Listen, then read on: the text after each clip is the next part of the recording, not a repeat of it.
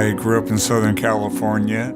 There was three of us. My sister was the oldest, and then my brother, and then myself. I developed a bad case of depression when I was in my late teens. The wheels start to turn in my head, and I start making movies about things that caused Great Depression for me. I was born in Cincinnati, Ohio. I met my wife and got married in 2010. We decided to start a family.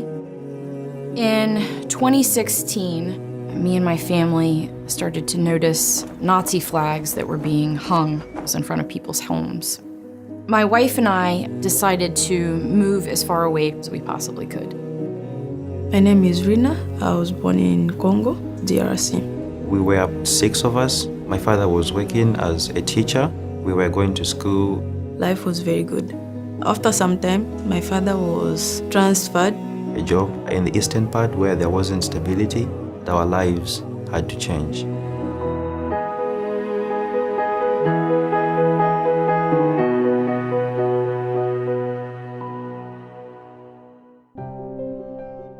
I had gone to my local hospital due to a bout of depression.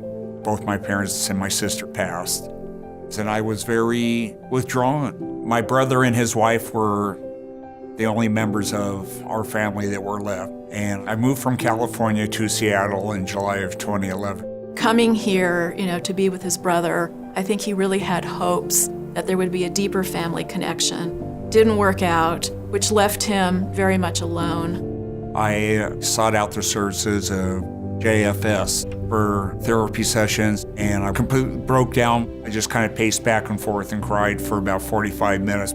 I think Leon's motivation was just to have, somebody out there for him. I was a computer technician, and my job that I had at that time ended. Things just started to steamroll downward. I came down with pneumonia, and I was in Evergreen Hospital for about 3.5 weeks. The scariest point was that I realized that he could easily become homeless. Upon being released from the hospital, Lanny suggested that we apply for a Section 8 voucher and early retirement since I was close to being 62. And everything was very serendipitous. His number came up right about when he needed it. I really wanted him to move someplace where there could be some community. A vacancy became open at Council House up on Capitol Hill. JFS helped him get movers, set up his apartment. Lanny was instrumental in helping me put some family pictures up. And then she would walk me down to the JFS food bank and allow me to take some groceries, milk and eggs and products along that line. Leon didn't have any health care, and I wasn't really aware of how critical some of his health needs were until we got him some insurance.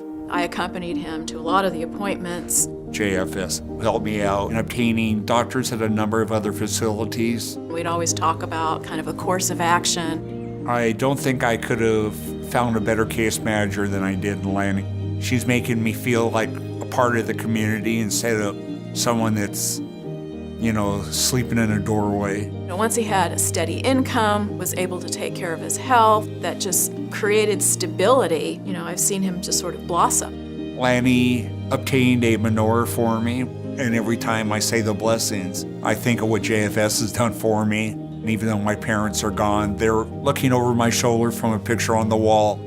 I don't know where I would be without the help of JFS. We moved out here to kind of set up roots, and things kind of turned south.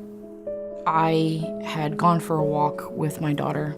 The apartment manager cornered us and began cussing. I was wearing a kippah. It was the Sabbath. The manager saw the kippah and then said, "That explains a lot." It was extremely terrifying. I was definitely fearful, and my wife was even more fearful. Kind of takes over every single thought that you have. I wanted to be able to go to, some place within the Jewish community to kind of help us, because this was a uniquely Jewish problem. When I first met Yushraya, what I noted right away was this person who was humble and was also really desperate. There were a lot of sleepless nights involved. You know, how are we going to find a new place? How are we going to come up with a large amount of money? They were in a situation where their credit score wasn't good. I have accrued a pretty substantial amount of debt due to medical bills. We identified an apartment complex. Would they be willing to work with this family? The property manager said, sure, send them our way. Within not even 24 hours, I was already meeting somebody here at the property to discuss moving in, and was told that JFS was going to help us with the move-in costs so that we didn't have to wait. The new apartment that we were able to get into is absolutely amazing. I don't have to worry that someone's gonna say horrible things to my wife or my child.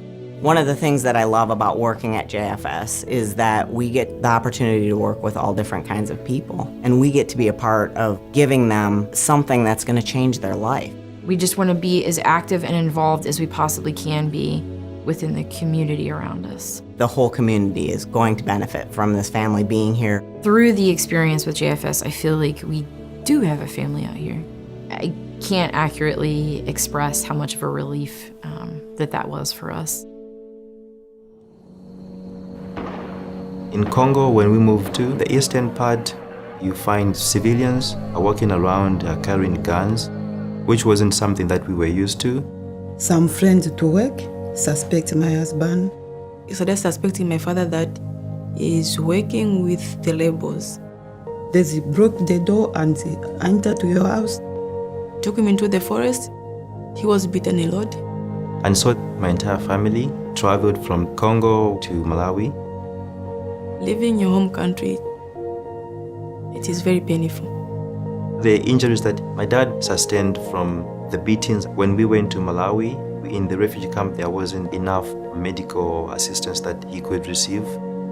3 years later, He died.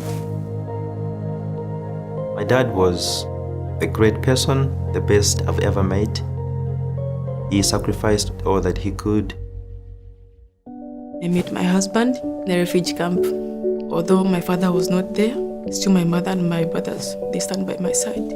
After years of waiting to be resettled, Marguerite found out that she would be coming with her 6 youngest children to the United States. Unfortunately, as Rena was married, she was no longer considered on the same case and would have to await for her own arrival date.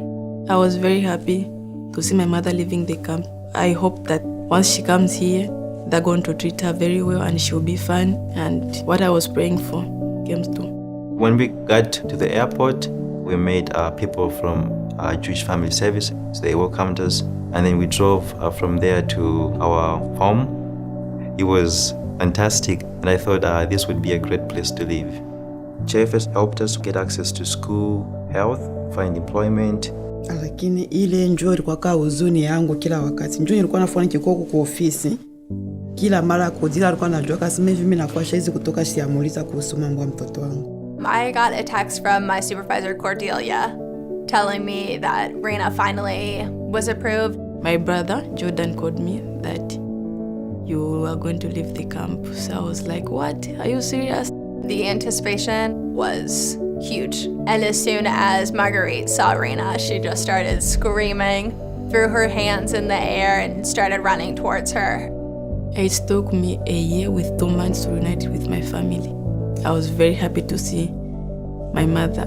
Njoo ni rafiki yangu wa karibu sana, sana, sana, sana.